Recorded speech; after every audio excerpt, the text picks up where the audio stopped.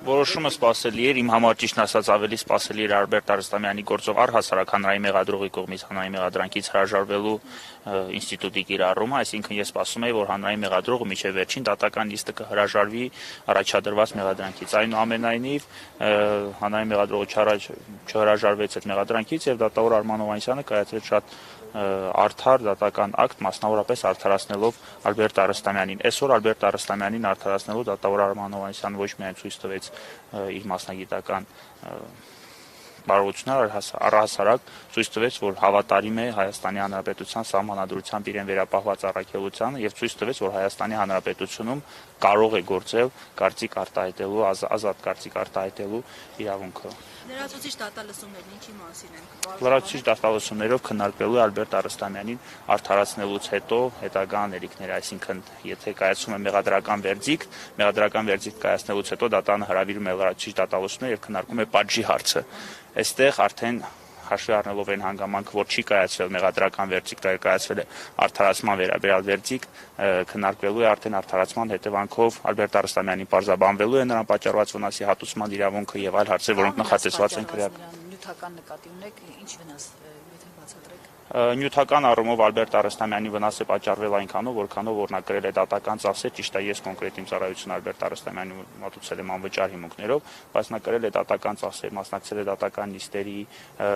որոշ այլ գործողություններ կան, որոնց մասին անգամ ներկայդրությամբ հայտարարել չեմ ցանկանում, բայց վստահ եղեք, որ Ալբերտ Արստամյանը կրել է նաև բարոյական վնաս, այս հարցերը կպարզաբանվեն եւ այս այսվի մասին հետագայում կխոսենք։ Ինչ է կարծում, դատախազությունը կբողոքարկի։ Վստահ եմ, որ դատախազությունը կբողոքարկի, եթե դատախազությունը չբողոքարկող չլիներ, ապա առհասարակ դատարանում կհրաժարվեց աբսուրդի հասնող մեղադրանքից, այնուամենայնիվ, ինչպես երևաց հանրային մեղադրողի դատական նիստի վերջում, այսինքն վերջին դատական նիստում կատարված իր հայտարարություններից եւ հետագա ելույթներից ինձ համար ակնհայտ է, որ դատախազությունը կբողոքարկի, սակայն հույս ունեմ, ոչ թե վստահ եմ, այլ հույս ունեմ, որ վերաքննիչ դատարանը եւս հետևողական կմնա կամ եւս հավատարիմ կմնա սահմանադրությամբ իրեն վերապահված վերաքննիչ դատարանի դատավորը իրենց վերապահված առաքելությանը եւ եւս կմերժեն դատախազի բողոքը, այսինքն կա եւ վերստին կարձանագրեն Ալբերտ Արստամյանի արդար լինելը իրեն մեղսակրված արարքում։ Մերսի։ Բարոյական վնաս նկատի ունեք խոզարկությունը, որի ենթարկել են ընտանիքի անդամներին անչափահասի ներկայությամբ նաեւ դա։ Ալբերտ Արստամյանի բնակարանը խոզարկության չի ենթարկվել, Ալբերտ Արստամյանի մանկահասակ ընտանիքի անդամները, անչափահաս ընտանիքի անդամները, նաև չափահաս ընտանիքի անդամները հրավիրվել են։ Ոչ թե հրավիրվել են, դա չի կարելի ասել հրավիրվել, կարելի ասել։ Ինչ նկատի ունեք բարոյական վնաս ասելով։ Եթե ասել եք ճիշտ լավ չես ասել։ Ալբերտ Արստամյանը ընդհանրեն իր ազատ կարծիք արտահայտելու իրավունքը իրացնելու պատճառով հայտնվել է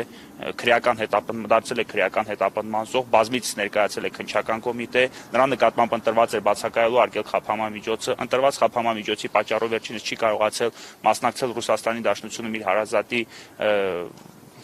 հուղարկավորությանը, հետագայում նաև հարսանյաց գործողություններին, հարսանյաց արարողությանը իր բարեկամները գտնում են Ռուսաստանի Դաշնությունում, զրկվել այնտեղ այցելելու հնարավորությունից, զրկվել է նաև անկախ այս տարիքից աշխատելու հնարավորությունից կրկին արտերկրում, այսինքն կիրառված խափանման միջոցի հետագայում դատական նիստերին ներկայանալու անընդհատ իր հասցեին հնչեցված այս մեղադրանքի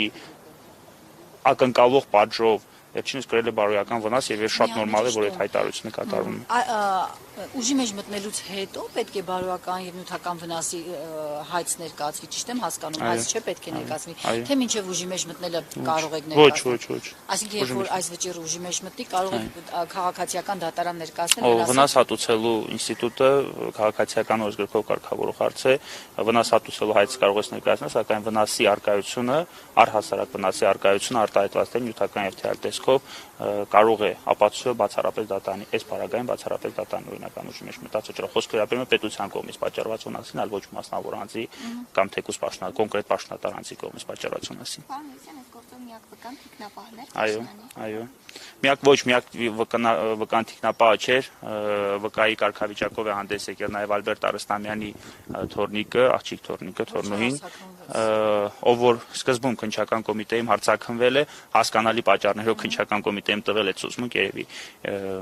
ազդեցության ներքո, բայց այնուամենայնիվ դատարանում վերջինս հրաժարվել է ցուցմունք տալուց պնդելով, որ հանդիսանում է մեղադրյալի թոռնուհին եւ չի ցանկանում նրա դեմ ցուցմունք տալ, ինչ վերաբերում է Փաշինյանի թիկնապահի տված ցուցմունքներին, ապա դրանք ես կրկնում եմ, ես բազմից արտահայտել եմ այս դիրքորոշումը, որ